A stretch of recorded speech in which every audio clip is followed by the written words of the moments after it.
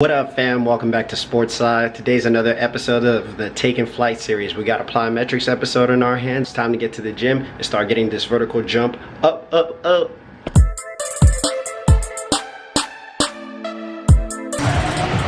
Alright, so we made it to the gym.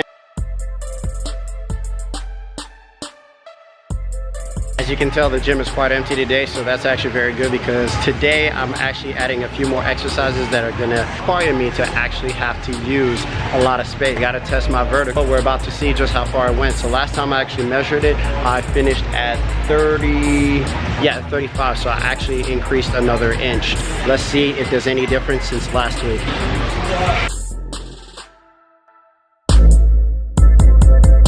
So it looks like my vertical increased another inch. So far we've gotten actually 3.5 inches, just a little bit higher. So that's pretty good. So last time I got to like 27 and now I'm at 28.5. So now I can actually finally start all my plyometric stuff, start setting it all up.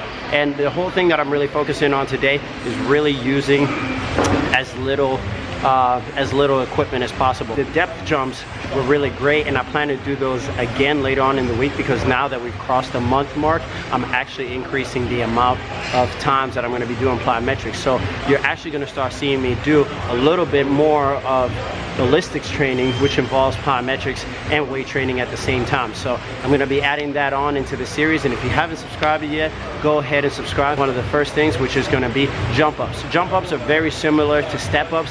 Instead of actually stepping up, I'm actually jumping and just alternating. So I'm doing about 8 each leg. The reason why I'm doing 8 is because when you're doing plyometrics, again, because it's that short ground contact that we're trying to go for, I'm really not trying to make it to where I do too much volume because I'm going to be doing about 4 sets of this, so it ends up being a lot of repetition. Those can get very tiring, as you can tell. So instead of actually going for 8, what I really want you to focus on is getting to where you're doing about 5 reps each one.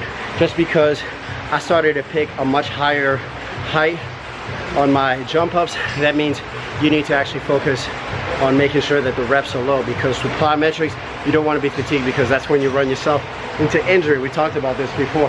Take a second real quick as to why this goal is important and why all of a sudden like I'm focusing on this goal. So my whole purpose in doing this is because I used to say to myself, especially after I got injured, I would always be scared to play basketball. So I'll play basketball with people and I'll be the guy that would just be shooting jump shots or threes or just passing it. I wasn't trying to jump because I was scared deep down. That's what it really comes down to. So I was scared to get injured.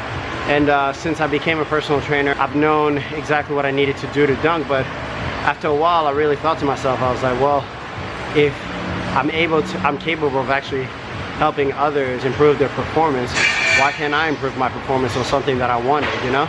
And the great thing about this is that I still don't know if this is actually going to be enough, but I'm willing to try and willing to increase my effort to try and get to that goal. That's the reason why I'm going to add another plyometrics day to my workout. So anyway, so with these, again, if you're doing these jump ups, you want to make sure that you're not doing too many reps, because if you're doing too many reps, you run the fatigue and then your workouts is not as effective. So I got 2 more sets where I'm doing 5 each leg, so it ends up being 10.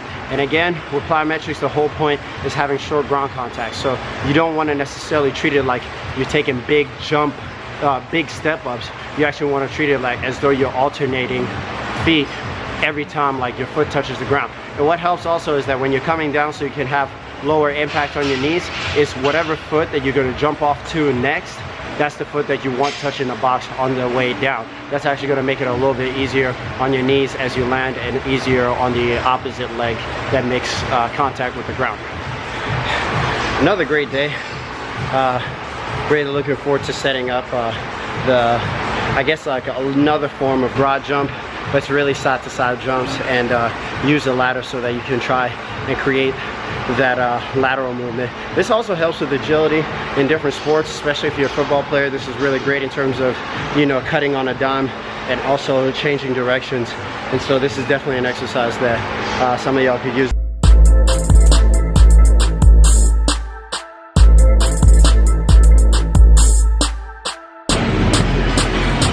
So I like to call those ski jumps, because if you're going down a diamond if you've ever skied, going back and forth. Just keep developing this. This is what's gonna help you with your gathering. The whole point of this is actually to where I'm able to get two back and forth rounds, because again, this is plyometrics, and if we're trying to work on explosiveness, we can't necessarily do too many reps. We're gonna do vertical jumps. It's the opposite of depth jumps, except depth jumps, I'm actually trying to have very short ground contact.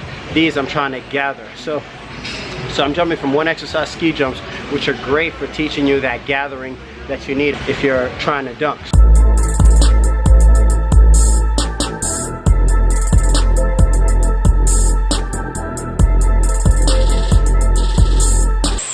Thing that I'm really trying to focus on here is really trying to jump up as high as possible. So the key thing here is that behind my arms, how I'm actually positioning it is like my arms are coming back here. It's like just a quick tug and then I jump up. So I'm using that energy. That's the energy that I'm using to jump all the way up. So this is like what it ends up looking like.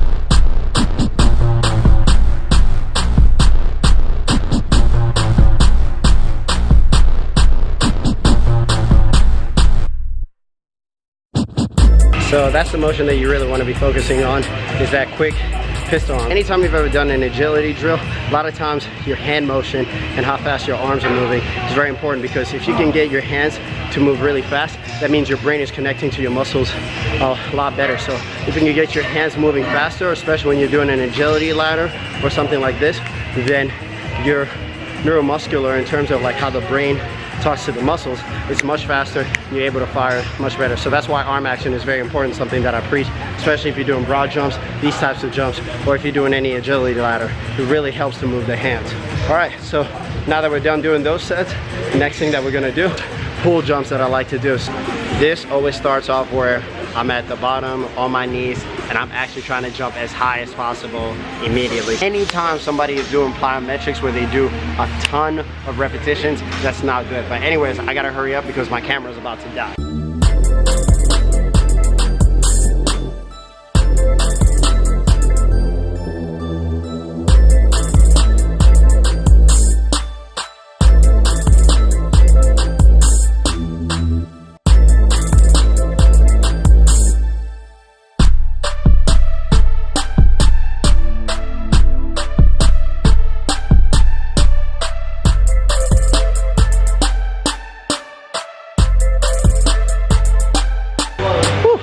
That does it. The great thing that now that I can do the single leg one, you can even tell on my weaker foot, I can definitely get up there. So all these plyometrics exercises and also the strength training is starting to